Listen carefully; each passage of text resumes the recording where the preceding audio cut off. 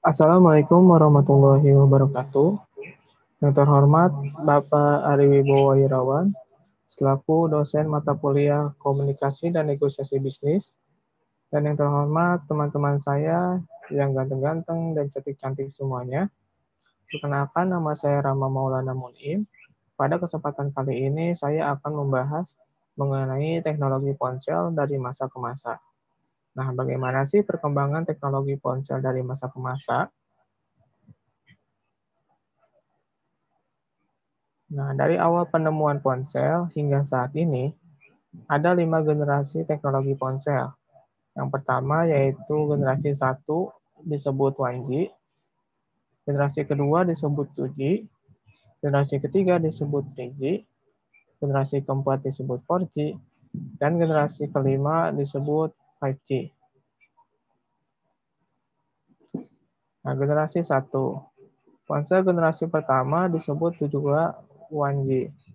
Ponsel pertama kali diperkenalkan oleh Martin Cooper dari Motorola Corp pada tanggal 3 April 1973. Ponsel pertama yang diciptakan oleh Cooper adalah Motorola Dynatac. Awalnya Cooper mengusung ide sebuah alat komunikasi yang kecil dan mudah dibawa berpergian secara fleksibel. Nah, teknologi yang digunakan 1G masih bersifat analog dan dikenal dengan istilah AMPS atau Advanced Mobile Phone System. Generasi 1G ini memiliki ukuran yang besar dengan bobot 800 gram, sehingga sulit digenggam oleh tangan. Terlebih jika dimasukkan ke saku, tentunya tidak akan pas. Berbeda dengan ukuran ponsel di zaman sekarang yang berukuran kecil, sehingga mudah dimasukkan ke saku. Ukuran yang besar ini dikarenakan keperluan tenaga dan performa baterai yang kurang baik.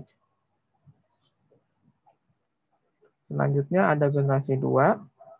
Nah, generasi kedua atau 2G muncul pada sekitar tahun 1991. Pada tahun tersebut, jaringan 2G mulai diterapkan di Amerika dan di Eropa. Nah, di Amerika diterapkan dengan menggunakan teknologi CDMA dan di Eropa menggunakan teknologi GSM.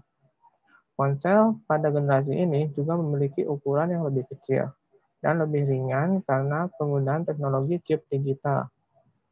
Ukuran yang lebih kecil juga dikarenakan kebutuhan tenaga baterai yang lebih kecil, serta memiliki sinyal radio yang lebih rendah dibandingkan dengan generasi sebelumnya, sehingga mengurangi efek radiasi yang membahayakan penggunanya. Pada generasi 2G, sinyal analog sudah diganti dengan sinyal digital. Penggunaannya, sinyal digital memperlengkap telepon genggam dengan pesan suara, panggilan tunggu, dan SMS. Nah, selanjutnya yaitu generasi ketiga. Nah, ponsel generasi ketiga atau 3G mulai populer di seluruh penjuru dunia, termasuk di Indonesia pada tahun 2000-an. Nah, dalam 3G terdapat 3 standar untuk dunia telekomunikasi, yaitu Enhanced Data Rates 4G SM Evolution, Wideband CDMA, dan CDMA 2000. Saat itu, peranan ponsel ini mampu menggantikan fungsi PC atau komputer dengan fitur dan spesifikasi canggih. Nah, pada generasi ini, telepon genggam mulai dimasukkan sistem operasi yang sering disebut smartphone, sehingga membuat fitur semakin lengkap, bahkan mendekati fungsi komputer personal. Sistem operasi yang digunakan antara lain Android, iOS, Symbian, dan Windows Mobile. Nah, pada generasi ini juga muncul inovasi baru, yaitu mengenai display atau tampilan dari handphone itu sendiri. Nah, pada awalnya, handphone menggunakan keypad untuk menulis pesan. Nah, akibat adanya inovasi dari seorang yang berahli di teknologi yaitu Steve Jobs yang membuat iPhone 1 dengan tampilan touchscreen. Nah, inovasi ini juga mengubah tampilan handphone dari dulu hingga sekarang. Nah, selanjutnya yaitu ada generasi keempat. Nah, pada tahun 2010 ke atas, hingga saat ini, ada ponsel dengan jaringan 4G yang merupakan generasi keempat. 4G merupakan sistem telepon genggam yang menawarkan pendekatan baru dan solusi infrastruktur yang mengintegrasikan teknologi nirkabel. Misalnya wireless broadband atau WiBro, CDMA, wireless LAN, Bluetooth, dan lain-lain.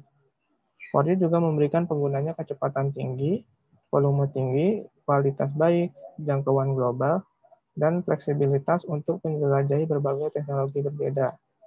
Terakhir, 4G memberikan pelayanan pengiriman data cepat untuk mengakomodasi berbagai aplikasi multimedia seperti video conferencing, online game, dan lain-lain. Nah, generasi 4 ini yang digunakan oleh kita saat ini yaitu ponsel generasi 4. Seperti contohnya HP yang saya gunakan yaitu Realme C12 seperti pada gambar atau HTC Evo ini. Nah, selanjutnya yaitu generasi 5. Generasi kelima atau 5G resmi dirilis pada tahun 2020 dan sudah mulai diimplementasikan di tahun 2021 ini. Nah, 5G dirancang untuk meningkatkan kecepatan, mengurangi latensi, dan meningkatkan fleksibilitas layanan nirkabel. 5G juga akan menyederhanakan mobilitas dengan kemampuan roaming terbuka tanpa batas antar akses seluler dan Wi-Fi. Nah, berikut adalah bentuk transformasi dari jaringan 2G ke 5G. Nah, sebenarnya ini seharusnya ada jaringan 1G-nya. Nah, untuk jaringan 1G, fitur yang ada hanya untuk memungkinkan kita untuk menelpon satu sama lain. Nah, itu pun hanya dalam wilayah regional saja.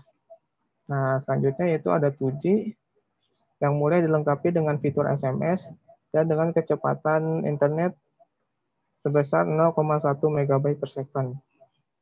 Nah, selanjutnya yaitu ada 3G yang sudah dilengkapi dengan fitur internet dan juga kecepatan pengiriman data sebesar 0,1 sampai 8 MB per second. Nah, lalu ada 4G yang mulai memuat fitur video. Nah, sebenarnya untuk video ini di generasi ketiga pun sudah ada, namun kualitasnya belum begitu baik, sehingga disempurnakan lagi di generasi keempat, sehingga tampilan video lebih jernih dan lebih baik tampilannya. Nah, untuk kecepatan pengiriman datanya sendiri yaitu sekitar 15 MB per second. Nah, untuk 5G ini, dia bisa memuat video dengan resolusi HD dan 3D, dan ultra video. Selanjutnya yaitu ada fitur Internet of Things dan kecepatan pengiriman data sebesar 1 GB sampai 10 GB per second. Nah, sekian pembahasan dari saya. Kurang lebihnya mohon maaf. Terima kasih bagi teman-teman yang telah menonton video ini. Sekian, terima kasih. Wassalamualaikum warahmatullahi wabarakatuh.